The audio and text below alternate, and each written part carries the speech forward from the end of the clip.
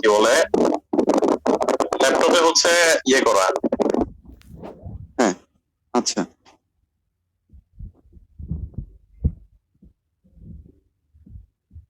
শান ভাই শোনা যাচ্ছে না। শান ভাই মিট করা আছে।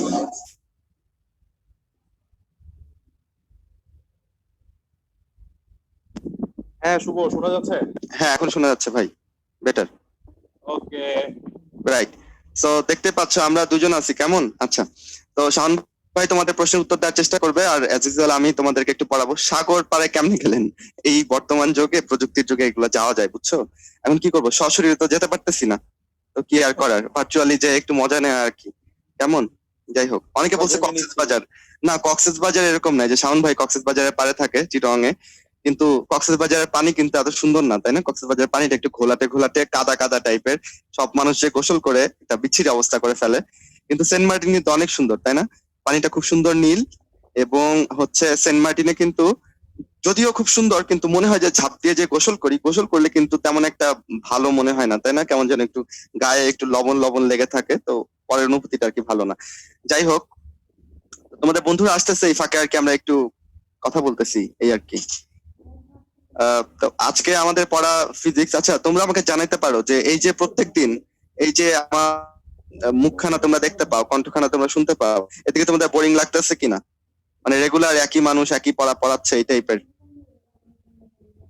আচ্ছা আচ্ছা আচ্ছা, বোরিং লাগতেছে না, তা শুনে ভালো লাগলো। লিখে উল্টায় ফেলতেছে রে পোলাপান। হ্যাঁ আচ্ছা, থামাই দাও থামাই দাও, আমি বুঝতে পারছি, যাক। সবাই আচ্ছা। আমাদেরকে অনেক পছন্দ করে শুভ। না আমরা বেসিক্যালি দেখো কি, আমরা তোমরা যদি বলো যে খালি আহ, মানে ক্লাস করতেছো হয়তো বা তোমরা বুঝতেছো না, বাট আমাদের প্রেক্ষাপট থেকে এটা অনেক কঠিন। কি কঠিন জানো? এই যে আমি যে ধরো তোমরা নাই, তোমাদেরকে দেখতেছি না, জাস্ট এই যে যান্ত্রিক সিস্টেমের সামনে আমি নিজেকে দেখে নিজে কথা বলতেছি, এইটা মানে জাস্ট অকওয়ার্ড, বুঝছো? কিন্তু তবুও আমরা বলতেছি, আমরা ক্লাস নেওয়ার পরে নর্মালি একটা স্যাটিসফ্যাকশন পাই। ক্লাস নিলে পরে, একটা ভালো ক্লাস নিলে বাচ্চাদের হাসি মুখ দেখলে আমাদের খুব ভালো লাগে, এটা শাওন ভাই স্বীকার করবে। কিন্তু এই যে এখানে এটা দেখা যাচ্ছে না। আচ্ছা, এএফএমসি নিয়ে আমাকে একটু লাস্টে মনে করে দিও। হ্যাঁ, অনেকে বলছে এএফএমসি নিয়ে কিছু বললেন। আচ্ছা, বলবো, সমস্যা নেই। আমরা লাস্টে ওই যে একটু টিপস নিয়ে রেগুলার কথা বলি, ওইটা নিয়ে আমরা 5-10 মিনিট কথা বলার চেষ্টা করব। তার আগে চলো আমরা, তোমরা প্রায় সবাই চলে আসছো অলমোস্ট, তার আগে চলো আমরা পড়াটা শেষ করে ফেলি। কারণ ভাই আপনি কি কক্সবাজার? না ভাইয়া, এটা তোমরা ধোকা খাইও না কেমন, আমি ক্লিয়ার করে দেই, আমি কক্সবাজার না, জাস্ট একটা ব্যাকগ্রাউন্ড অ্যাড করছি। আচ্ছা, ওকে ফাইন, রাইট। সো আমরা শুরু করে দেই। শাওন ভাই কেমন? তো শাওন ভাই তোমাদের কোশ্চেনে অ্যান্সার দেওয়ার চেষ্টা করবে। তোমাদের কিছু কমন প্রশ্ন, ভাই কোন বইয়ের পিডিএফ বলে দেই? ইসাক স্যারের বইয়ের পিডিএফ। ভাই এগুলা কই পাও, কি না করবো, এগুলো এতদিনে তোমরা বুঝে গেছো। তবুও যদি না বুঝো, ক্লাসের শেষে উদ্ভাসের ভাইয়ারা তোমাদেরকে আবার বলে দিবে কেমনে পাবা। তোমরা ক্লাসে কনসেন্ট্রেট করো, ক্লাসের রিলেটেড প্রশ্নগুলো কোশ্চেনের অ্যান্সারে করো, ভাই সেগুলো অ্যান্সার দেওয়ার চেষ্টা করবে। কেমন? যদি ধরো একটা জাস্ট অযৌক্তিক বা কিছু এমন একটা রিলেটেড না এই প্রশ্নগুলো করো, তাহলে কিন্তু অন্যরা যারা শেখার জন্য একটা গুরুত্বপূর্ণ প্রশ্ন করলো, তারা কিন্তু সুযোগটা পাবে না, তাই না বলো? তো আমরা সবাই সবাইকে সহযোগিতা করব, কেমন? তো আচ্ছা, অনেকেই হচ্ছে ক্লাসের সাথে রিলেভেন্ট কোয়েশ্চেন করো। হ্যাঁ, কিন্তু রিলেভেন্ট কোয়েশ্চেন শাওন ভাই সাউন্ডটা অনেক লো আপনার। হ্যাঁ, এখন শোনা যাচ্ছে? হ্যাঁ হ্যাঁ রাইট, এটা ক্লোজ করে বললে হয়তো শোনা যাবে। আচ্ছা হ্যাঁ, তো অনেকেই হচ্ছে আছো যারা হচ্ছে রিলেভেন্ট কোয়েশ্চেনই করো, বাট কোয়েশ্চেনটা একটু গুছিয়ে করতে পারো না। হ্যাঁ, এই জন্য আমার কাছে ওই কোয়েশ্চেন গুলো অ্যান্সার দিয়ে একটু টাফ হয়ে যায়। যেমন ভাইয়া, 2 স্লাইড আগের ওই কোয়েশ্চেনের অ্যান্সার এত হলো কেন?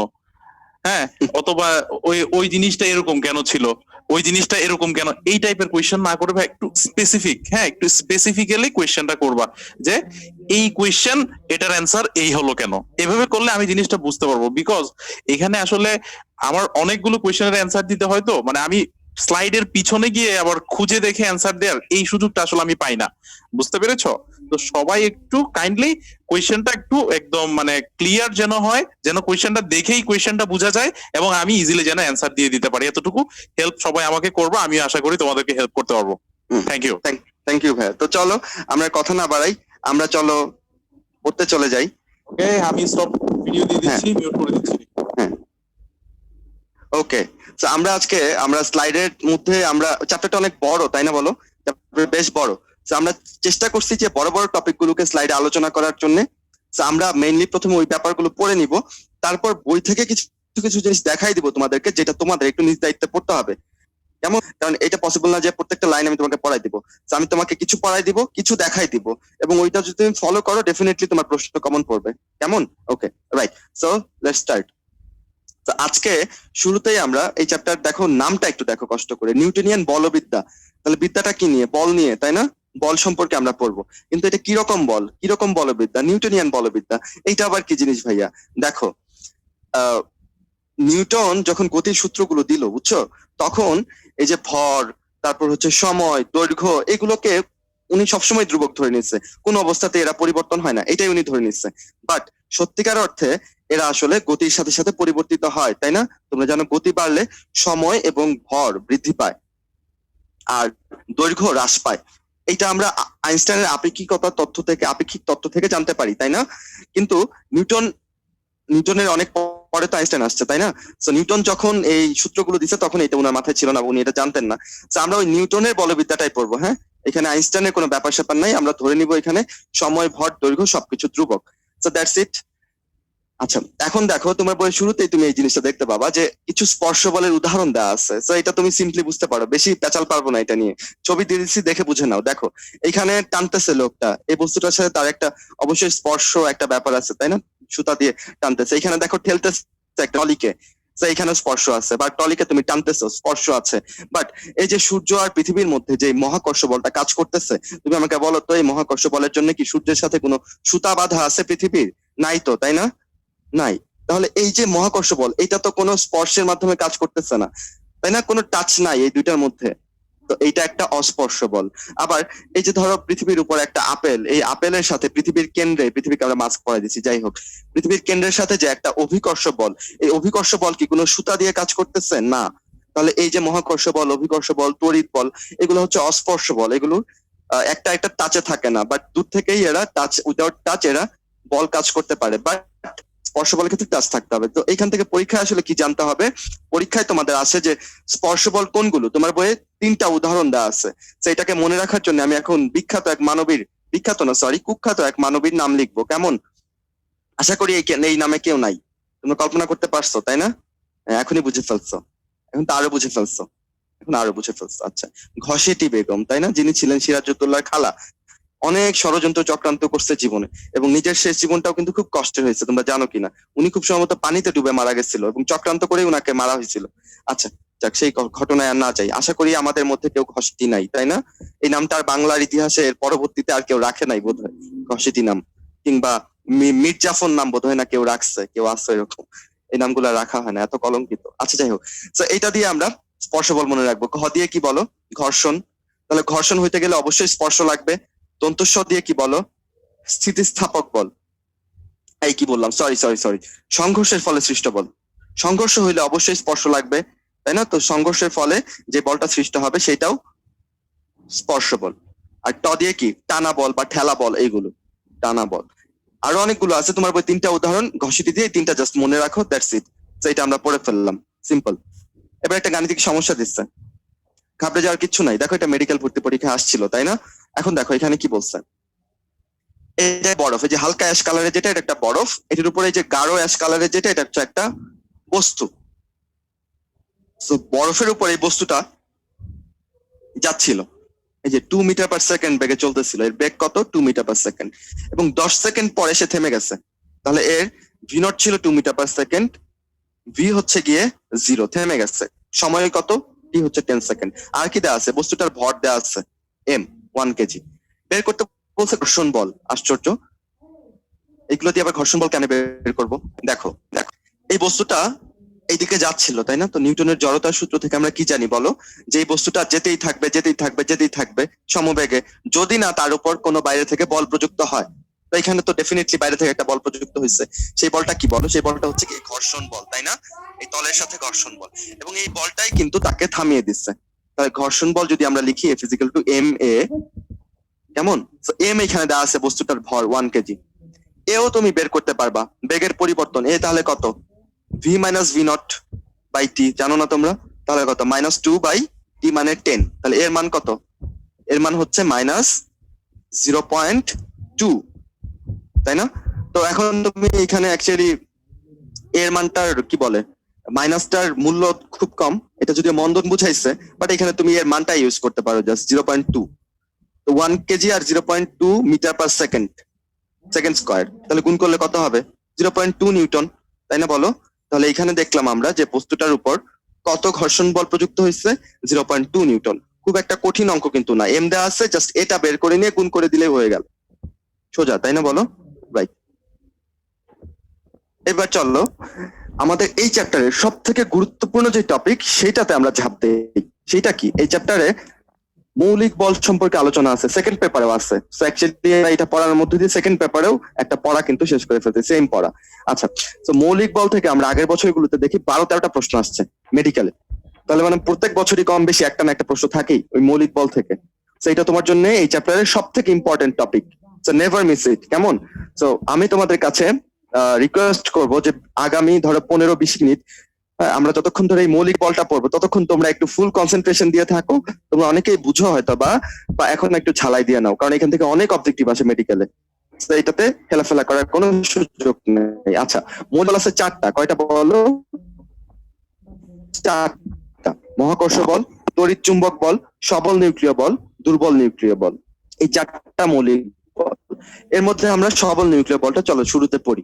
আচ্ছা, এই দেখো সবল, জেনে রাখো এটা সব থেকে শক্তিশালী বল, 4টা বলের মধ্যে এটা সব থেকে শক্তিশালী, সব থেকে শক্তিশালী। আচ্ছা, এই বলটা কই থাকে? উত্তর নামের মধ্যে আছে নিউক্লিয় বল, তার মানে নিউক্লিয়াসে থাকবে। এখন প্রশ্ন কোথায়, কোন নিউক্লিয়াসে থাকবে? এটা কি কোষের নিউক্লিয়াসে? না ভাই, কোষের নিউক্লিয়াসে না, পরমাণুর নিউক্লিয়াসে। তোমরা জানো পরমাণুর একটা নিউক্লিয়াস থাকে, তার ভেতরে নিউট্রন আর প্রোটন থাকে, তাই না বলো? এই নিউট্রন আর প্রোটনকে একসাথে আমরা কি বলি? এই যে নিউক্লিয়ন বলি।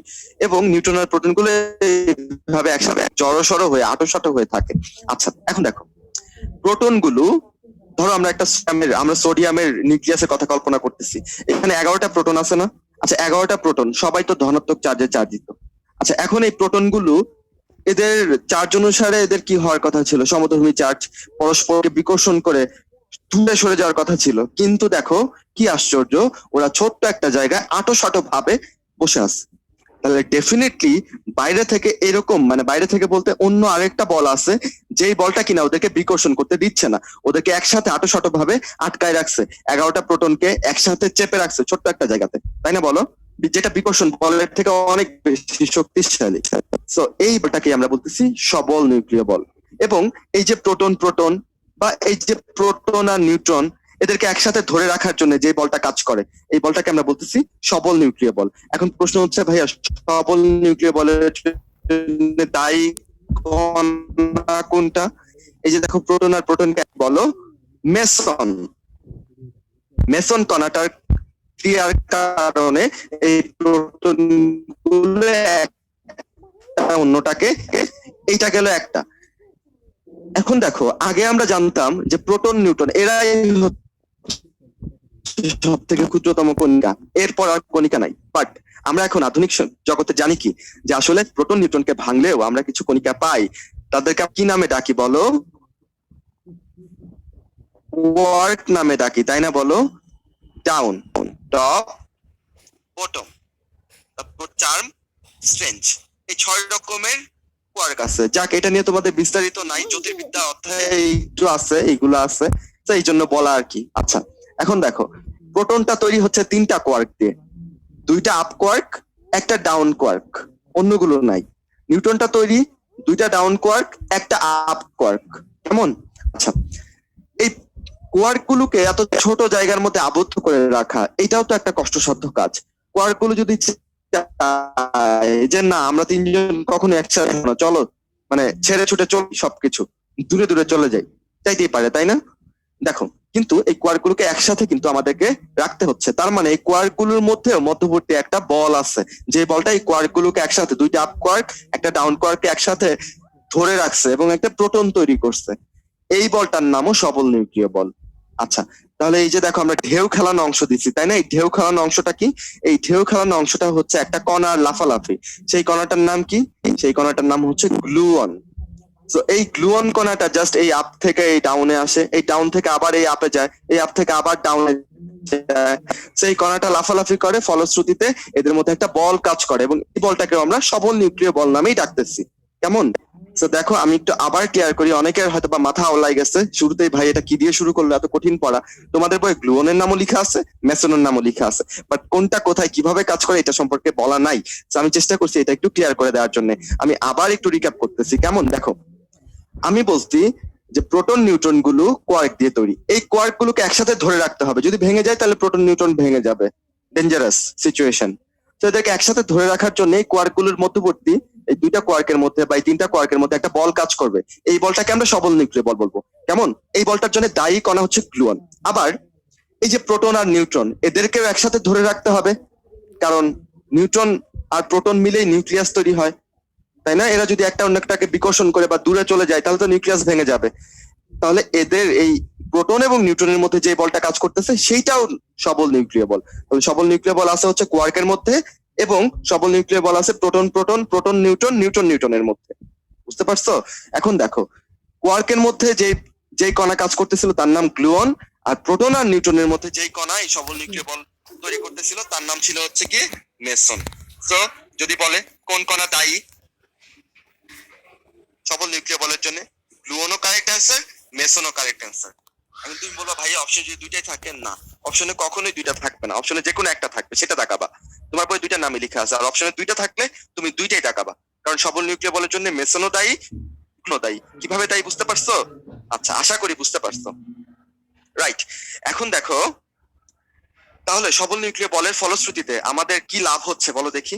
আমাদের লাভ হচ্ছে একটাই, যে নিউক্লিয়াসটা আসলে আমরা সুগঠিত রাখতে পারতেছি, তাই না? পরমাণুর নিউক্লিয়াসটা খুব সুন্দর সুস্থির হিসেবে থাকতেছে, এটা ক্রমশই ভেঙে যাচ্ছে না, দূরে দূরে সরে যাচ্ছে না, একসাথে থাকতেছে। কোন বলের কারণে? সবল নিউক্লিয় বলের কারণে। এই বলটাই হচ্ছে এদেরকে ধরে রাখতেছে। এখন বলো দেখি এই বলটা কি ধরনের বল তাহলে? এটা কি আকর্ষণ ধর্মী না বিকর্ষণ ধর্মী? দেখো দুইটা প্রোটন কিন্তু বিকর্ষণ করতে যাচ্ছিল, সবল নিউক্লিয় বল এদেরকে ধরে রাখছে, তার মানে এটা কি আকর্ষণ ধর্মী বল। তাহলে সবল নিউক্লিয় বল হচ্ছে আকর্ষণ ধর্মী বল। শিখে ফেললাম। ওকে, সো এই পেজ থেকে এটুকু পড়া, পাল্লা আর সবলতা আমরা শেষে পড়বো। এটুকু যদি বুঝো তাহলে আমরা পরেরটায় যাই। ও এখানে একটা পোল আছে, অ্যান্সারটা দিয়ে দাও দেখি কতটুকু বুঝছো।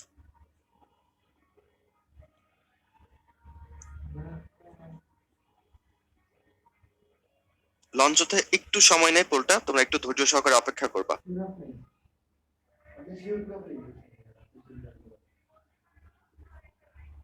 অ্যান্সার তো তোমরা দেখেই ফেলছো, জেনেই ফেলছো, তাই না? জাস্ট লঞ্চ হলেই অ্যান্সারটা দিয়ে দিন।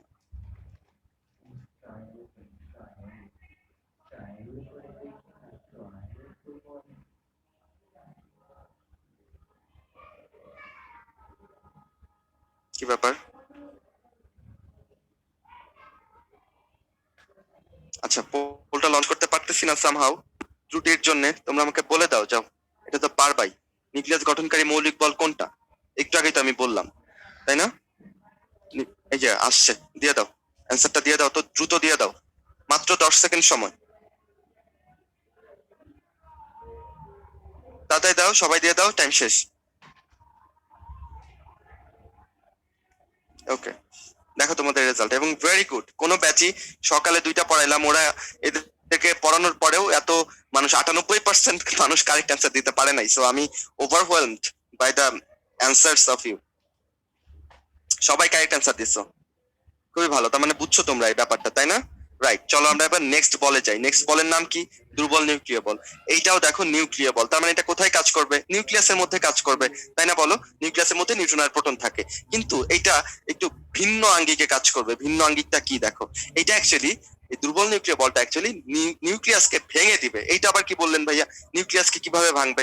দেখো নিউক্লিয়াসের ভেতরে আছে নিউট্রন, এই নিউট্রনকে ভেঙে দিতে পারে, অথবা আছে প্রোটন, সে প্রোটনকেও ভেঙে দিতে পারে। তোমরা কি জানো একটা নিউট্রন ভাঙলে কি তৈরি হয়? একটা নিউট্রন ভাঙলে একটা প্রোটন তৈরি হয় এবং একটা ইলেকট্রন তৈরি হয়। কেমন? মনে করো এই নিউট্রনটা ভেঙে ভেঙে গেল, এই যে এই নিউট্রনটা সে ভেঙে গেল, সে ভেঙে এখানে একটা প্রোটন হয়ে গেল, নিউট্রন ভেঙে গেছে, আরেকটা ইলেকট্রন হয়ে গেল। আচ্ছা, এখন আমাকে বলো দেখি, ইলেকট্রনের ধর্ম মতে সে কি কোনোভাবে নিউক্লিয়াসে অবস্থান করতে পারে? আমাকে বলো। তোমাকে যদি মাছকে যদি আমি বলি যে তুমি জলের মধ্যে থেকে উঠে এসে স্থলে থাকো, ও কি বাঁচতে পারবে? পারবে না। সেরকম ইলেকট্রনের ধর্ম অনুযায়ী সে কখনোই নিউক্লিয়াসে থাকতে পারে না। বাট নিউট্রনটা ভেঙে যে ইলেকট্রন তৈরি হলো তার কি হবে? সে বলবে কি? সে বলবে আমি ছুটে বেরোয় যাই তাড়াতাড়ি, তখন ইলেকট্রনটা ছুটে বের হয়ে যাবে, বুঝতে পারছো? এবং এই যে ইলেকট্রনটা নিউক্লিয়াস থেকে বের হয়ে আসলো, এই ইলেকট্রনটাকে আমরা, এই নির্গত ইলেকট্রনটাকে আমরা একটা স্পেশাল নামে ডাকি, একটা কণার নামে ডাকি, সেটা হচ্ছে কি? বিটা কণা। তাহলে তুমি জানতে পারলা যে বিটা কণা আসলে ইলেকট্রন ছাড়া আর কিছুই না। নিউক্লিয়াসের মধ্যে একটা নিউট্রন ভেঙে একটা ইলেকট্রন তৈরি হতে পারে, সেই ইলেকট্রনটা নিউক্লিয়াস থেকে নিঃসরিত হবে, বের হয়ে ছুটে বের হয়ে আসবে, সেটাকে আমরা বিটা কণা নামে ডাকতেছি। এখন আচ্ছা, প্রশ্ন হতে পারে ভাইয়া এটা কেন ভাঙতেছে, নিউট্রনটা কেন ভাঙবে? ওই যে উত্তর তো এটাই, দুর্বল নিউক্লিয় বলের প্রভাবে ভাঙবে। দুর্বল নিউক্লিয় বল যখন কাজ করবে নিউট্রনের উপর, তখন এটা ভেঙে যাবে। প্রোটনও ভেঙে যেতে পারে, প্রোটন ভেঙে একটা নিউট্রন হয় আর একটা পজিট্রন হয়। যাই হোক, সেটার ব্যাপারে, সেটা তোমাদের পরবর্তী চ্যাপ্টার গুলোতে এগুলো আমরা আরো পড়াবো সেকেন্ড পেপারে, সেটার ভেতরে আমরা একদম না ঢুকি। আচ্ছা, এইটুকু বুঝছো তাই না? দুর্বল নিউক্লিয় বলের প্রভাবে নিউক্লিয়াস ভেঙে যাচ্ছে। নিউক্লিয়াস কি সবার ভাঙে? সোডিয়ামের নিউক্লিয়াস কি ভেঙে যায় সচরাচর? না। আমরা জানি যাদের আণবিক ভর 83 বা তার বেশি, তারাই শুধুমাত্র তেজস্ক্রিয় হয়, এবং তেজস্ক্রিয় পরমাণুর নিউক্লিয়াস ভেঙে যায়, এবং এটাকে বলি তেজস্ক্রিয় ক্ষয়, তাই না? তাহলে তেজস্ক্রিয় ক্ষয়ের জন্য দায়ী কোনটা? দুর্বল নিউক্লিয় বল। বিটা ভাঙনের জন্য দায়ী কোনটা? দুর্বল নিউক্লিয় বল। নিউক্লিয়াস ভাঙনের জন্য দায়ী কোনটা? দুর্বল নিউক্লিয় বল। বুঝা গেছে প্রশ্ন কিভাবে আসবে? দেখো এবার আরেকটা একটু কনসেপশনটা আরেকটু টাইট করে দেই তোমাদের। দেখো, আমরা দেখলাম যে পরমাণুর নিউক্লিয়াস ভেঙে, মনে করো আমরা, এটা আমি জাস্ট বোঝানোর জন্য লিখতেছি, সত্যিকার অর্থে না। মনে করো আমরা দেখলাম যে এই পরমাণু নিউক্লিয়াস ভেঙে 100 জুল শক্তি নির্গত হয়েছে, বাট বিটা কণা নিয়ে আসছে মনে করো 70 জুল। এই তাহলে আর 30 জুল শক্তি কে নিয়ে আসছে? এটা আমাদের প্রশ্ন থেকে যায়। তখন আমরা একটা নতুন কণা আবিষ্কার করলাম, সেই কণাটাকে আমরা কি বলি? নিউট্রিনো। সেই কণাটার নাম কি বলো? নিউট্রিনো। সো এই নিউট্রিনো কণা বাকি শক্তিটুকু নিয়ে আসে, বুঝতে পারছো? তাহলে যখন বিটা কণা নির্গত হয়, তখন একই সাথে নিউট্রিনো কণাও নির্গত হয়। কেমন? এইখান থেকে এটুকুই পড়া, এর বেশি পড়ার বুঝার দরকার নাই, যেটুকু বুঝাইছি ওইটুকু বুঝলে এনাফ। কেমন? বেশি বুঝলে দেখবে সোজাগুলো পারতেছো না। আচ্ছা, দেখো এবার প্রশ্ন আসতে পারে, ভাইয়া ওইখানে দেখলাম গ্লুয়ন, মেসন, এই কণাগুলো কাজ করতেছে, এইখানে কি কোনো কণা কাজ করতেছে? ডেফিনেটলি কাজ করতেছে। এই কণাটার নাম হচ্ছে বোসন কণা। বাট বোসন কণা আছে অনেক রকমের, হিগস বোসন আছে, গেস বোসন আছে, ডব্লিউ জেড বোসন আছে। কোন বোসনটা কাজ করতেছে? এখানে কাজ করতেছে ডব্লিউ ও জেড বোসন। এই দুইটা বোসন কাজ করতেছে হচ্ছে দুর্বল নিউক্লিয় বলের ক্ষেত্রে, এই কণাটা কাজ করতেছে, বুঝতে পারছো? So never be confused. Okay, চলো আমরা এবার দেখি পোলের অ্যান্সার। পোল খুলতেছে, এটার অ্যান্সার দাও তোমরা।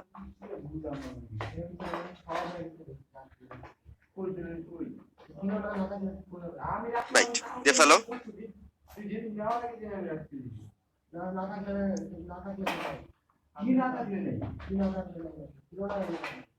তাদের দিয়ে ফেলো, সবাই পার্টিসিপেট করো। নেগেটিভ মার্কিং তো নাই, হ্যাঁ শেষ করে দিব কিন্তু। রাইট, হ্যাঁ দেখো, এই তোমাদের ব্যাচটা আজকে মনে হয় ভালো, সবাই খুব ভালো অ্যান্সার দিতেছো, কোনো ব্যাচে এরকম এত পার্সেন্টেজ উঠে নাই। আচ্ছা, ভালো লাগতেছে দেখে। তো তোমরাই ম্যাক্সিমাম কারেক্ট অ্যান্সার দিচ্ছ, 91% মানুষ। সেটা হচ্ছে ডব্লিউ জেড বোসন। আমি আগেই বলে দিলাম যে হিগস বোসন, এটাকে কি বলি জানো? হিগস বোসনের একটা নাম কি জানো? এটাকে বলা হচ্ছে গডস পার্টিকেল, তাই না? God's particle. যাই হোক, এগুলো নিয়ে আমরা বিস্তারিত আজকে পড়বো না। তো হিগস বোসন কোনোভাবেই তেজস্ক্রিয় ক্ষয়ের জন্য দায়ী কি? আগে বলো। দুর্বল নিউক্লিয় বল, তাই না?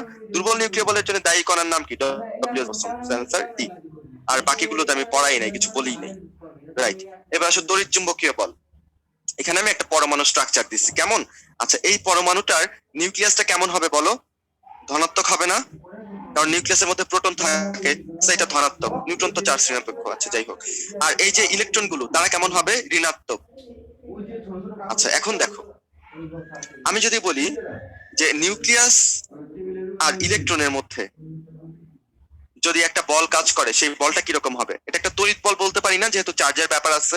রাইট, তো যেখানে তড়িৎ ক্ষেত্র থাকবে সেখানে চুম্বক ক্ষেত্র থাকবে। তড়িৎ এবং চুম্বক ওতপ্রোতভাবে জড়িত, কেমন?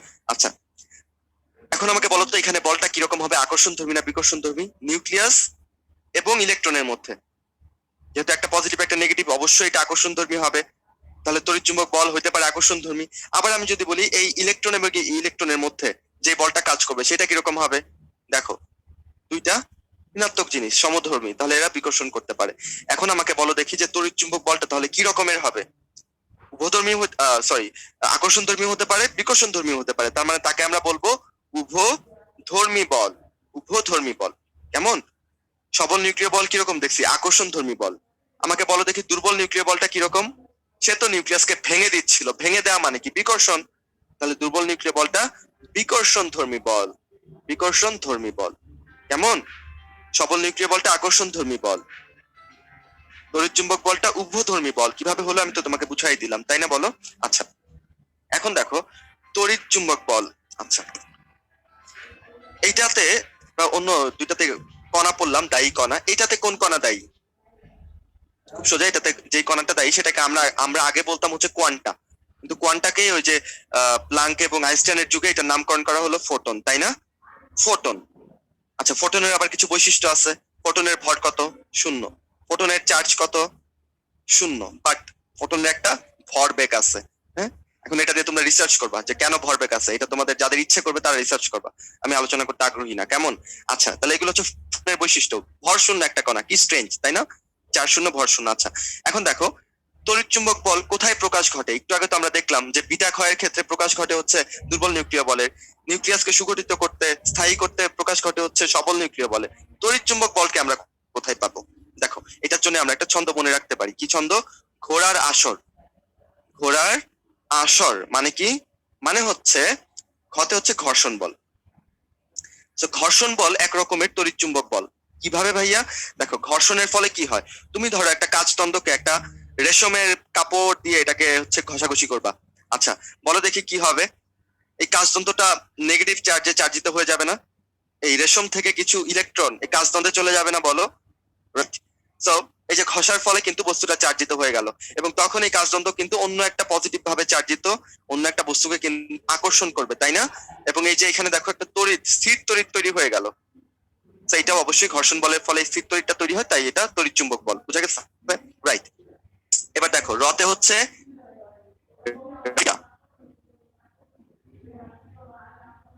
রাসায়নিক বিক্রিয়া। ভাইয়া, রাসায়নিক বিক্রিয়ায় কিভাবে প্রকাশ ঘটে? দেখো, রাসায়নিক বিক্রিয়াতে কি হয়? আয়ন তৈরি হয় না? সোডিয়াম আয়ন তৈরি হয়, ক্লোরাইড আয়ন তৈরি হয়। তাহলে এখানে চার্জের ব্যাপার আছে না? বলো, পজিটিভ নেগেটিভ চার্জের ব্যাপার আছে। সুতরাং রাসায়নিক বিক্রিয়াতেও তড়িৎ বল বা তড়িৎ চুম্বক বল আমরা দেখতে পাই। আদিয়ে কি? আদিয়ে হচ্ছে আণবিক গঠন। আণবিক গঠন। আণবিক গঠন কিভাবে? এই যে দেখো, এই যে একটা সোডিয়াম আর একটা ক্লোরাইড, এরা মিলে এরা যে কাছাকাছি আসলো, কেন কাছাকাছি আসলো? কারণ এরা বিপরীত চার্জ ধর্মী, দুইটা আয়ন, একটা পজিটিভ একটা নেগেটিভ, তাই এরা অণু তৈরি করছে, অণু গঠন করছে, তাই না বলো? তাহলে এইখানেও আমরা তড়িৎচুম্বক, আণবিক গঠনেও আমরা তড়িৎচুম্বক বলে প্রভাব দেখতে পাচ্ছি। দন্তাস দিয়ে হচ্ছে গিয়ে কি বলো?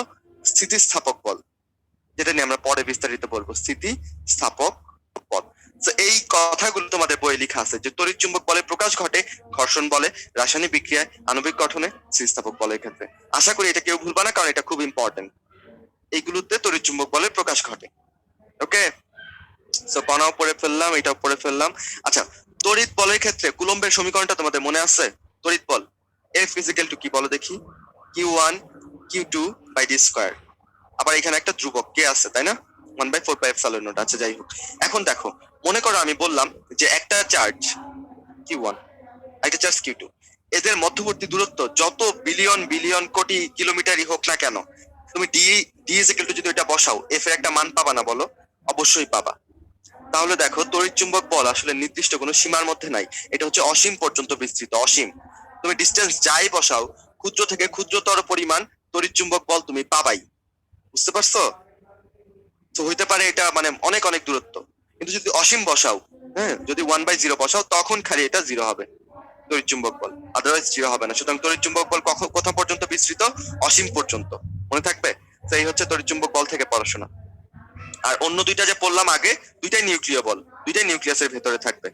আচ্ছা, বলো এবার তাড়াতাড়ি ঝটপট বলে ফেলো চ্যাট বক্সে। তড়িৎচুম্বক বলের ক্ষেত্রে নিচে কোন কণা কাজ করে? 1-2 ব্যাপার, ফোটন মাত্র পড়াইলাম। কোন বল ইলেকট্রনকে নিউক্লিয়াসের সাথে আবদ্ধ করে পরমাণু তৈরি করে? এইটা বলো দেখি, চ্যাটে বলো। D, right. হ্যাঁ, ডি বলতেছো তারা কারেক্ট। কেন? দেখো, সবল বল যারা বলতেছে তারা ভুল। কেন ভুল? দেখো, প্রশ্নটা পড়ো আবার। ইলেকট্রনকে নিউক্লিয়াসের সাথে আবদ্ধ রাখে। আমি কি পড়াইলাম? যে নিউক্লিয়াসটা হচ্ছে পজিটিভলি চার্জ, ইলেকট্রনটা হচ্ছে নেগেটিভলি চার্জ। দ্যাট মিন্স তাদের মধ্যে একটা আকর্ষণের ফলেই কিন্তু ইলেকট্রনটা এটা থেকে দূরে সরে যায় না, তাই না বলো? ইলেকট্রনটার কাছাকাছি ঘুরতে থাকে। তো এখানে অ্যাকচুয়ালি কি বল কাজ করতেছে? তড়িৎ বল বা তড়িৎ চুম্বক বল কাজ করছে, কেমন? আর তোমরা যারা সবল নিউক্লিয় বল দাগাইছো, দেখো সবল নিউক্লিয় বলের রেঞ্জ বা পাল্লা এই নিউক্লিয়াসের বাইরে ওদের আর কোনো ক্ষমতা নাই। সবল নিউক্লিয় বল শুধুমাত্র এই নিউক্লিয়াসের মধ্যেই, ওটা জাস্ট নিউট্রন প্রোটনকে একসাথে ধরে রাখতেছে। ইলেকট্রনের উপর সবল নিউক্লিয় বল দুর্বল নিউক্লিয় বলের কোনো রকমের কোনো প্রভাব নাই। ইলেকট্রনের উপর ওদের সবল দুর্বল নিউক্লিয় বলের কোনো প্রভাব নাই, কেমন? তো ইলেকট্রনকে ধরে রেখে এই নিউক্লিয়াসের সাথে মিলে একটা যে পরমাণু তৈরি করতেছে, এখানে কোন বলটা কাজ করতেছে বলো? তড়িৎ চুম্বক বল। অ্যান্সার হবে ডি, রাইট। আণবিক গঠনের জন্য দায়ী বল কোনটা? মাত্র পড়াইলাম, প্রকাশ ঘটে আণবিক গঠনে তড়িৎ চুম্বক বল। তো সোজা, এগুলো দেখো আগের বছরের প্রশ্ন আসছে, দেখছো কত প্রশ্ন, রাইট। চলো আমরা নেক্সট যাই, এটার বলে অ্যান্সারটা দিয়ে দাও, জানি এটাও তোমরা পারবা।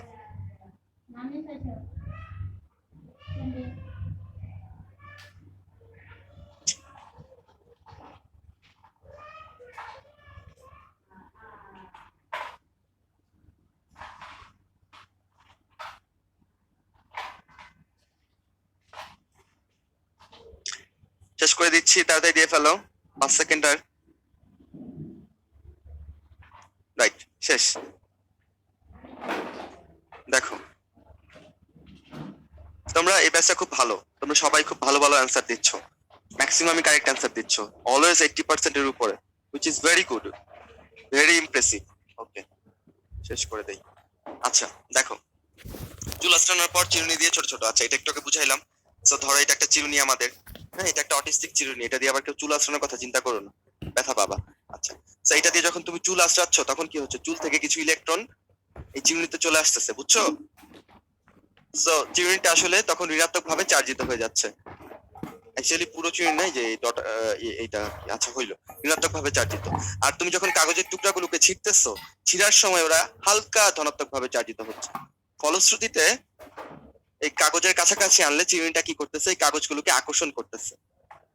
ঋণাত্মক চার্জ ধনাত্মক চার্জকে আকর্ষণ করবে, এটাই তো জগতের নিয়ম। এবং এটা কি বল? তড়িৎচুম্বক বল। এবং তড়িৎচুম্বক বলের জন্য দায়ী কণা কোনটা? ফোটন। সিম্পল, কেমন? তো যারা পারছো তাদেরকে অনেক অভিনন্দন, যারা পারো নাই ওরা শিখে ফেলছো, রাইট। তো এবার আসো 4 নাম্বার, আমাদের যে মৌলিক বল, মহাকর্ষ বল। মহাকর্ষ বল কি তোমরা সবাই বুঝো? মহাবিশ্বের যে কোনো দুইটা বস্তু কণা, এটা হইতে পারে সূর্য আর পৃথিবী, হইতে পারে তোমার হাতের মোবাইল, তোমার হাতের মোবাইলের সাথে কার আকর্ষণ? ধরো এই যেটা হচ্ছে আমাদের গ্যালাক্সি, এই গ্যালাক্সিটার নাম কি জানো? মিল্কি ওয়ে বা আকাশগঙ্গা আমাদের গ্যালাক্সি, তাই না? আচ্ছা, আমাদের নিকটবর্তী গ্যালাক্সির নাম কি জানো? অ্যান্ড্রোমিডা। অ্যান্ড্রোমিডা আমাদের থেকে কতটুকু দূরে জানো? 2.5 মিলিয়ন লাইট ইয়ার, মানে প্রায় 25 লক্ষ আলোক বর্ষ, অনেক দূরে, তাই না? আলো আসতেই 25 লাখ বছর লাগবে। আচ্ছা, তো মনে করো আমরা বের করবো হচ্ছে ওই অ্যান্ড্রোমিডা গ্যালাক্সিতে যে কোনো একটা নক্ষত্র, সেই নক্ষত্রের সাথে তোমার মোবাইল ফোনের, তোমার বা ল্যাপটপের মহাকর্ষ বল বের করতে পারবা, no worries. A physical two কি? জি ইনটু জি তো অলওয়েজ ফিক্স। তোমার মোবাইলের ভর m1, ওই নক্ষত্রের ভর m2, মনে করো বড় হাতের m, ডিভাইডেড বাই কি? D square. ডিটা কি?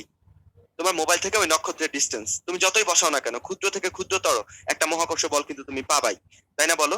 তাহলে এখানেও আমরা দেখতে পাচ্ছি তড়িৎ বলের মতো মহাকর্ষ বলেরও পাল্লাটা কিরকম বলো? অসীম, এর পাল্লাও অসীম। ডি এর মান যদি অসীম হয়, 1/0 হয়, তখনই কেবলমাত্র মহাকর্ষ বল শূন্য হবে, আদারওয়াইজ নট। তার মানে সে অসীম পর্যন্ত বিস্তৃত মহাকর্ষ বল। আচ্ছা বলো দেখি, মহাকর্ষ বলটা কি রকমের বল? এটা কি আকর্ষণ ধর্মী নাকি বিকর্ষণ ধর্মী নাকি উভধর্মী? খুব সিম্পল, কখনো শুনছো যে মহাকর্ষ বলের জন্য দুইটা বস্তু বিকর্ষণ করে? না, নিউটন তার সূত্রে বলছে যে দুইটা বস্তু কণা, তাদের মহাকর্ষ বলটা কিভাবে কাজ করবে? তাদের সংযোজক সরল রেখা বরাবর কাজ করবে এইভাবে। তাহলে এরা অবশ্যই আকর্ষণ ধর্মী বল, যদিও চৌম্বকের আকর্ষণের মতো অত শক্তিশালী না, বাট এটা আকর্ষণ ধর্মী বল। তাহলে মহাকর্ষ বলটা আকর্ষণ ধর্মী, কেমন? আচ্ছা, তারপর বলো যে মহাকর্ষ বলের জন্য দায়ী কণার নাম কি? আমরা একটা কণাকে দায়ী করি, সেই কণাটার নাম কি বলো? গ্র্যাভিটন, তাই না? গ্র্যাভিটি থেকে গ্র্যাভিটন আসছে, খুব সিম্পল। তো দেখো আমরা মোটামুটি মৌলিক বলের সবকিছুই পড়ে ফেলছি এক্সেপ্ট, আচ্ছা এটা দেখো আমার বছর আসছিল, আমি যে বছর ভর্তি পরীক্ষা দিছিলাম ওই বছর একটা সোজা প্রশ্ন আসছিল, এরকম সোজা প্রশ্ন আসছে এই জন্যই কিন্তু আমি ভালো রেজাল্ট করে ফেলছি, বুঝছো? দেখো দেখি তোমরা কেমন পারো। হ্যাঁ, অ্যান্সারটা দিয়ে দাও দেখি, 10 সেকেন্ড সময়, তাড়াতাড়ি দিবা। এই এটা আসছে, সরি সরি, ভুলটা চলে আসছে। আচ্ছা এটা পরে দিতেছি, ভুল পোল লঞ্চ করে ফেলছি। এটা না, এটা আবার দিব, দাঁড়াও বুঝাই দিব। এটা হচ্ছে কি 3 নাম্বারটা, 4 নাম্বারটা হচ্ছে এটা। ও এটা তো পোল না, আই এম সরি, এটা তো পোল না, আমি ভাবছি এটা পোলে আছে। সরি। আচ্ছা, কোন কণার বিনিময়ের ফলে মহাকর্ষ বল ক্রিয়াশীল হয়, বলো কোন কণা? গ্র্যাভিটন। এই সোজা সোজা প্রশ্নগুলো আসছে, এই জন্যই কিন্তু আমি পারছি এবং চান্স পেয়ে গেছি। আচ্ছা যাই হোক, এবার আসো আপেক্ষিক সবলতা। নেক্সট পোলটা তোমরা দেখে ফেললা তাই না?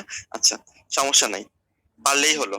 দেখো, আপেক্ষিক সবলতা আমরা এখানে দেখানোর চেষ্টা করছি, আর পাল্লা এখানে। আচ্ছা, পাল্লা বলো তো অসীম কার কার পাল্লা? দুইটা বলের পাল্লা হচ্ছে অসীম, একটা হচ্ছে তড়িৎ চুম্বক বল, একটা হচ্ছে মহাকর্ষ বল, তাই না? এই দুটার পাল্লা অসীম, আমি দেখায় আসছি। আর ক্ষুদ্রতম পাল্লা হচ্ছে দুইটা নিউক্লিয় বলের, সবল নিউক্লিয়র আর দু নিউক্লিয় বলের। এদের পাল্লা অনেক ছোট। কতটুকু ছোট? নিউক্লিয়াসের ব্যাসের সমান। নিউক্লিয়াসের ব্যাস কত? 10⁻⁻15 মিটার। একটা পরমাণুর এভারেজ নিউক্লিয়াসের ব্যাস হচ্ছে 10⁻⁻15 মিটার। সো এই নিউক্লিয়াসের বাইরে তো আর কখনোই সবল নিউক্লিয় বল কাজ করবে না। তো এইটাই তার পাল্লা, এইটার ভেতরে এসে কাজ করবে। দুর্বল নিউক্লিয় বলের রেঞ্জটা আরো কম, 10⁻⁻16 মিটার। কেমন? কারণ এটা যেহেতু একদম খালি নিউট্রন প্রোটন গুলোকে ভাঙতেছে, তাই এটার পাল্লাটা আরো কম, 10⁻⁻16 মিটার। আচ্ছা, তাহলে আমাকে বলো দেখি, সব থেকে ছোট পাল্লা বিশিষ্ট বল কোনটা? দুর্বল নিউক্লিয় বল, তাই না? এবং অসীম পাল্লার দুইটা, তড়িৎ চুম্বক এবং মহাকর্ষ বল। পাল্লা শেষ। আসো আপেক্ষিক সবলতাতে। আপেক্ষিক কথার মানে কি? আমার সাপেক্ষে তুমি কেমন, একটা সাপেক্ষে আরেকটা কেমন, সেটাই হচ্ছে আপেক্ষিক, তাই না? তো আমরা ধরে নিলাম আমরা মহাকর্ষ বলের যে শক্তি, সবলতা, সেটাকে আমরা 1 ধরলাম। আচ্ছা, তার আগে বলো সব থেকে শক্তিশালী বল কোনটা? সবল নিউক্লিয় বল। সব থেকে দুর্বল বল কোনটা? ডস খাইও না, দুর্বল নিউক্লিয় বল না, মহাকর্ষ বল। মহাকর্ষ বল সব থেকে দুর্বল, সব থেকে সবল সবল নিউক্লিয় বল। আমরা ধরলাম মহাকর্ষ বলের, মনে করো আপেক্ষিক সবলতা, এর সবলতাকে আমরা 1 পয়েন্ট দিলাম, 1 দিলাম। আচ্ছা, এর সাপেক্ষে দুর্বল নিউক্লিয় বল কতটুকু সবল? মহাকর্ষ বলের তুলনায় সে 10⁻30 সবল, এত গুণ সবল। তড়িৎ চুম্বক বল মহাকর্ষ বলের তুলনায় কত গুণ সবল? 10⁻39 গুণ সবল। সবল নিউক্লিয় বলটা মহাকর্ষ বলের তুলনায় কত গুণ সবল? 10⁻41 গুণ সবল। মানে বুঝতে পারতেছো, মহাকর্ষ বলের তুলনায় এরা এত এত গুণ সবল। আচ্ছা, এখন আবার তোমার বইয়ে আরেক ভাবে লেখা আছে, সেটা হচ্ছে যে সবল নিউক্লিয় বলকে আমরা ধরলাম, এর সফলতাকে আমরা 1 ধরলাম। তাহলে এর তুলনায় তড়িৎ চুম্বক বল, বা আগে চলো মহাকর্ষ বল দেখি, মহাকর্ষ বল কতটুকু সবল হবে? 10⁻41 গুণ। তড়িৎ চুম্বক বল কত হবে? 10⁻2 গুণ। দুর্বল নিউক্লিয় বল কতটুকু হবে? 10⁻11 গুণ। বুঝতে পারছো? তো তুমি আগে পরীক্ষার প্রশ্নে খেয়াল করবা কি বলছে তোমাকে, মহাকর্ষ বলকে 1 ধরছে নাকি সবল নিউক্লিয় বলকে 1 ধরছে, সেইটা দেখে আনসার করবা। সবল নিউক্লিয় বলকে 1 ধরলে দুর্বল নিউক্লিয় বলের আপেক্ষিক সবলতা কত? 10⁻11। মহাকর্ষ বলকে 1 ধরলে দুর্বল নিউক্লিয় বলের আপেক্ষিক সবলতা কত? 10⁻30। সো খেয়াল করতে হবে, কেমন? খেয়াল না করলে কিন্তু ধরা খেয়ে যাবা। ওকে, বিগত বছর দেখো, এইটাও আমার বছরে আসছে, কি সোজা সোজা প্রশ্ন আসছে, বলো সর্বাপেক্ষা দুর্বল বল কোনটা? তোমরা সবাই পারো, মহাকর্ষ বল। শেষ, সোজা একদম। আচ্ছা, এইবার একটা টপিক, সেটা হচ্ছে ঘাত এবং বলের ঘাত। দেখো এখানে আমরা এই যে বাংলাদেশের প্রাণ, বাংলাদেশের জান সাকিব আল হাসানকে রাখছি, আর আমার প্রিয় খেলোয়াড় রজার ফেদেরারকে রাখছি। দেখো এখানে আমি তোমাকে কি বুঝাতে চাইছি, এই যে দেখো, এই বলটা যখন র্যাকেটের সাথে লাগতেছে, কেমন অনেকটা বল প্রযুক্ত হচ্ছে না বলের উপরে, বলো?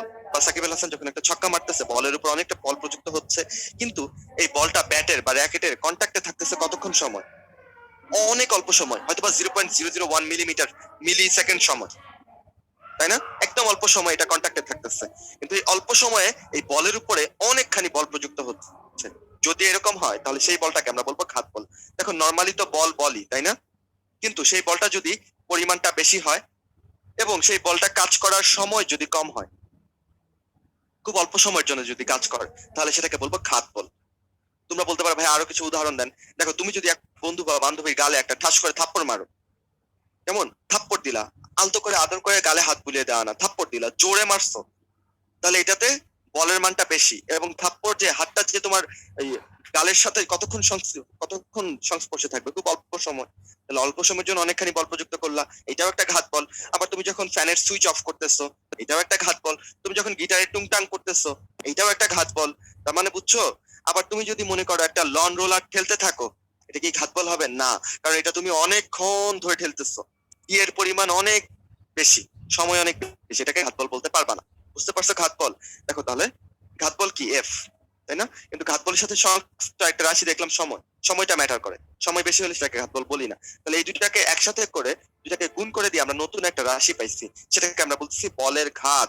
বলের ঘাতকে আমরা যে দিয়ে প্রকাশ করি, যে একটা ভেক্টর রাশি, যে ইজ ইকুয়াল টু কি ঘাতফল এফ ইনটু, ইনটু মানে নরমাল গুণ, নট ক্রস গুণ, কেমন? আচ্ছা, ইনটু ঘাতফল কাজ করার সময় টি, এই দুইটাকে গুণ করলে আমরা একটা রাশি পাই। যেহেতু ভেক্টর আর স্কেলারের মধ্যে নরমাল বীজগণিতিক গুণন হয়েছে, প্রাপ্ত রাশিটাও ভেক্টর হবে।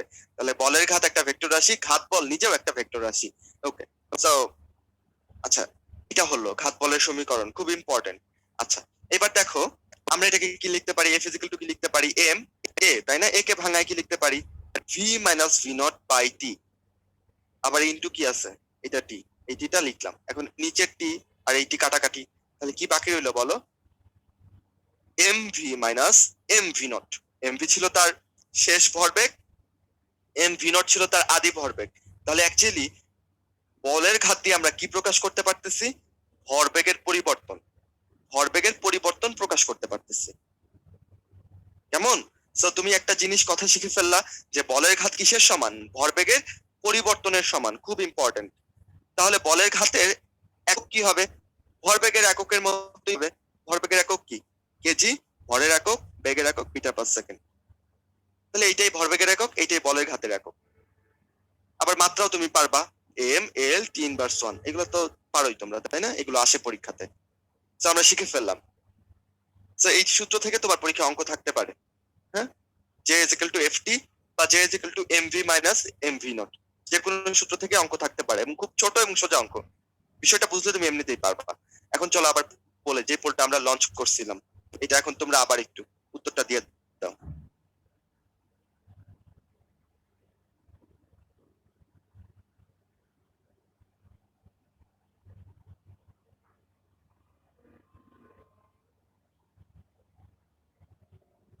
হ্যাঁ,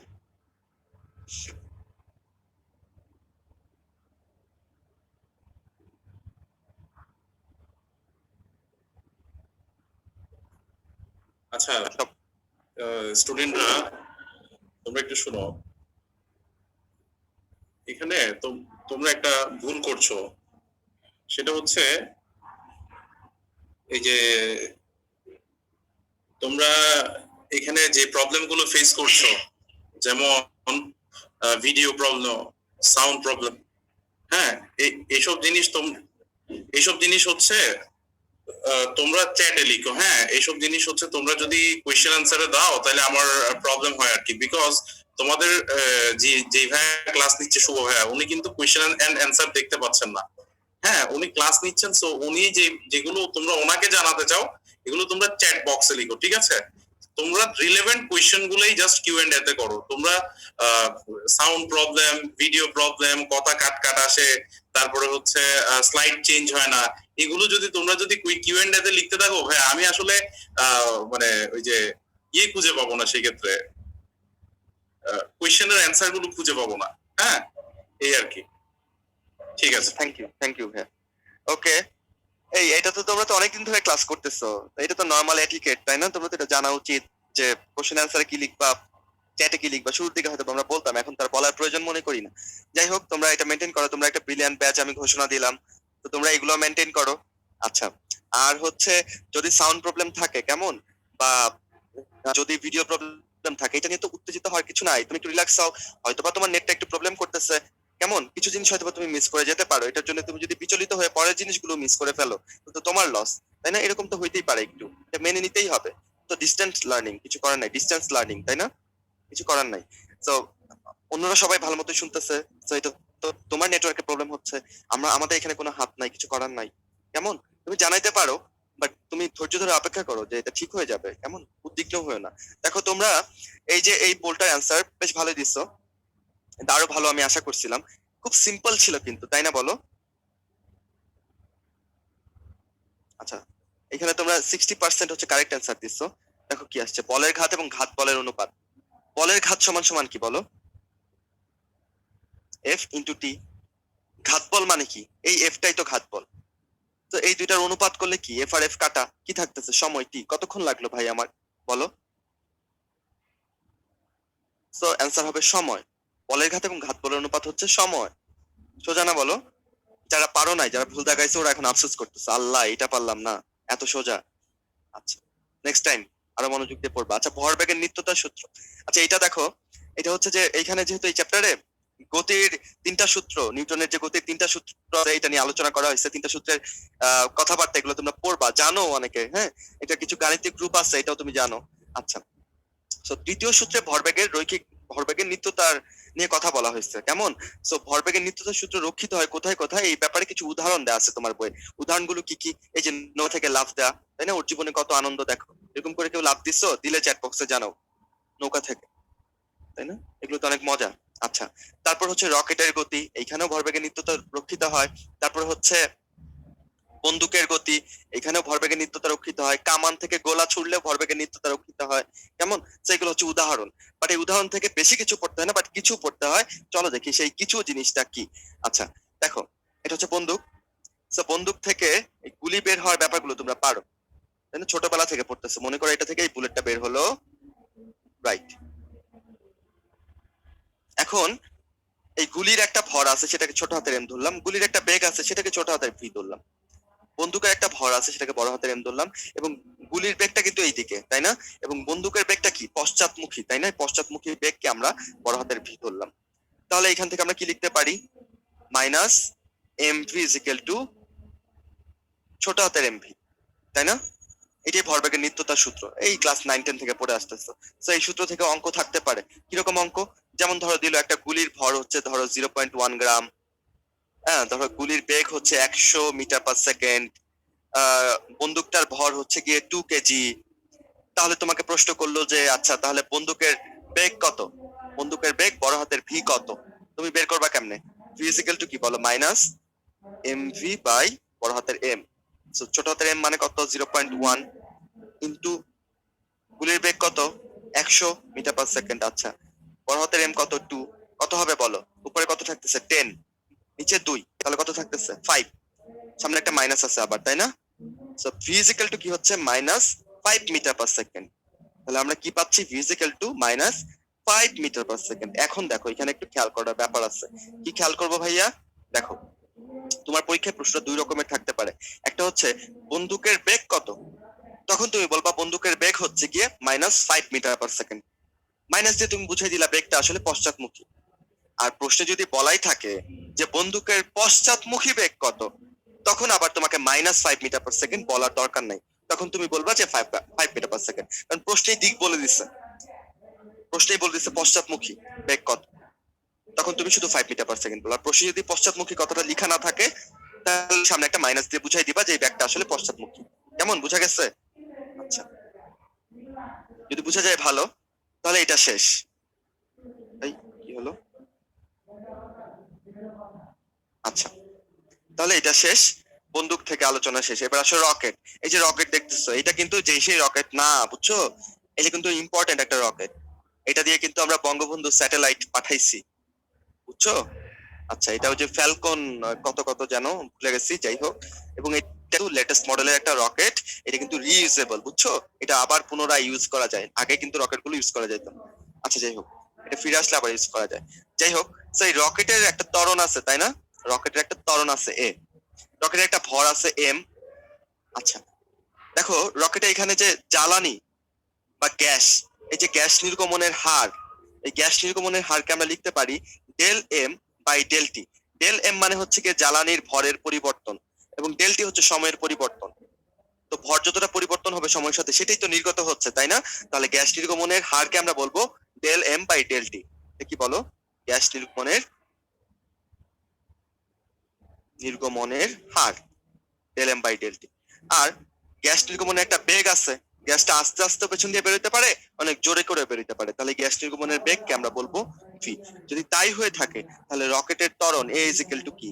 রকেটের ত্বরণ A is equal to 1 by M into gas নির্গমনের হার del M by del T into gas নির্গমনের বেগ ভি। এই সমীকরণটা তোমার বইয়ে দেওয়া আসছে। কেমন? এইটা থেকে 3টা পয়েন্ট আবার লেখা আছে তোমার বই, এগুলো ইম্পর্টেন্ট। তাহলে ওই পয়েন্টগুলো আমরা এই সূত্র থেকে পড়ে ফেলতে পারবো। কিভাবে? আমাকে বলো, তোমরা বলবা। যে যদি রকেটের ভর বাড়ে তাহলে রকেটের ত্বরণ কমবে, ব্যস্তানুপাতিক সম্পর্ক। যদি রিজভি আমি একটু ইন্টারাপ্ট করি, হ্যাঁ একটু 1 মিনিটের জন্য। শিওর ভাই। এই অনেকেই একটা কোয়েশ্চেন করছো যে বলের ঘাত আর ঘাত বল, ঠিক আছে? এখানে কনফিউশন হওয়ার মতো কিন্তু খুব বেশি কিছু নেই। এখানে ঘাত বল মানে হচ্ছে ইম্পালসিভ ফোর্স, মানে অল্প সময়ের জন্য যদি খুব বড় মানের কোনো বল যদি কাজ করে, হ্যাঁ সাপোজ দুইটা গাড়ির মধ্যে ধাক্কা লাগলো, ঠিক আছে, অথবা ব্যাটে বলে সংঘর্ষ, সময়টা অল্প কিন্তু ফোর্সের মানটা অনেক বেশি, ঠিক আছে? এটা হচ্ছে ঘাত বল, ঠিক আছে? আর বলের ঘাত হচ্ছে টোটাল ঘাত বলের অ্যামাউন্ট। তাহলে টোটাল ঘাত বলের অ্যামাউন্টটা আমরা কিভাবে ক্যালকুলেট করি? বল ইনটু সময়, ঠিক আছে? এটা হচ্ছে বলের ঘাত। আই হোপ সবার ক্লিয়ার হয়েছে। Thank you. থ্যাংক ইউ ভাই। Please continue. Thank you.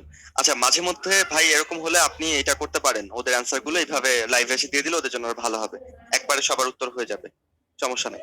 তো আমরা চলো আবার কন্টিনিউ করি, আমরা কোথায় ছিলাম? এজিক্যাল টু, আচ্ছা এই সমীকরণে তাহলে বলো রকেটের ভর বাড়লে বস্তু রকেটের ত্বরণ কমবে, গ্যাস নির্গমনের হার বাড়লে রকেটের ত্বরণ বাড়বে। গ্যাস নির্গমনের বেগ, গ্যাস যদি অনেক জোরে বেরোয় পেছন দিক দিয়ে তাহলে রকেটটা কি অনেক জোরে উপরে উঠবে না? ত্বরণটা তার বেশি হবে না? এই যে দেখো সমানুপাতিক সম্পর্ক। তাহলে গ্যাস নির্গমনের বেগ বাড়লে রকেটের ত্বরণ বাড়বে। এই 3টা লাইনই তোমার বই লেখা আছে, এই সমীকরণ থেকে এটা পড়ে ফেলবা। এখন এখানে আরো একটা জ্ঞানমূলক কিছু ব্যাপার আছে, এটা তোমাদেরকে একটু বলি। আমাকে তোমরা বলতে পারবা যে রকেটের জ্বালানি হিসেবে কি ব্যবহার করা হয়? ওকে, রকেটের জ্বালানি হিসেবে ব্যবহার করা হয় হাইড্রোজেন। কি বলো? হাইড্রোজেন। বাট এটা কেমন হাইড্রোজেন? গ্যাস না, এটা হচ্ছে লিকুইড হাইড্রোজেন। গ্যাস নিলে তো এটা বের হয়ে যেতে পারে, তাই না? সো লিকুইড করে হাইড্রোজেনটাকে নিয়ে যাওয়া হয়। এখন আমাকে বলো, মহাকাশে তুমি যে হাইড্রোজেনকে জ্বালানোর জন্য অক্সিজেন পাবা কই? পাবা না তো কোথাও। তাহলে অক্সিজেনও নিয়ে যেতে হবে। সো আমরা সাথে করে অক্সিজেন, লিকুইড হিসেবে অক্সিজেনও নিয়ে যাই। এই অক্সিজেনটা কেন নিয়ে যাই? দহনের জন্য। এই জ্বালানিটাকে জ্বালানোর জন্য, দহনের জন্য আমরা অক্সিজেনও নিয়ে যাই, বুঝছো? কিন্তু শুধু জ্বালানি তো লাভ নাই, সে তো জ্বলতে পারবে না। আচ্ছা, সো কনফিউজড হবে না, জ্বালানি হিসেবে ব্যবহৃত হয় তরল হাইড্রোজেন, দহনের জন্য ব্যবহৃত হয় তরল অক্সিজেন। কেমন? আচ্ছা, আর এরোপ্লেনে জ্বালানি হিসেবে কি ব্যবহৃত হয়? কেরোসিন। কেমন? এরোপ্লেনে জ্বালানি হিসেবে কেরোসিন ইউজ হয়। ওকে, সেইটুকুই পড়া এখান থেকে। স্ক্রিন শেয়ার অফ হয়ে গেল কেন? আচ্ছা, আমি আবার করতেছি।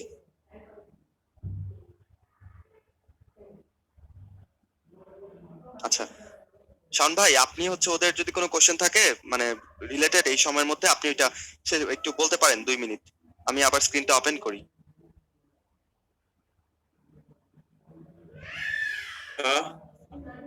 হ্যাঁ, ওদের তো যদি সবাই শুনো, এখানে কিছু কোয়েশ্চেন আমি দেখতে পাচ্ছি বর্তমানে, যে কোয়েশ্চেন গুলো অ্যাক্টিভ আছে আর কি, ঠিক আছে? এখানে রিলেভেন্ট কোয়েশ্চেন, হ্যাঁ একজন লিখেছে বলের ঘাতের একক হচ্ছে নিউটন দেওয়া, সরি ঘাত বলের একক নিউটন দেওয়া, হ্যাঁ, আর বলের ঘাতের একক নিউটন সেকেন্ড দেওয়া। হ্যাঁ এটা ঠিক আছে তো, হ্যাঁ। ঘাত বল এটা এক ধরনের বল, ঠিক আছে?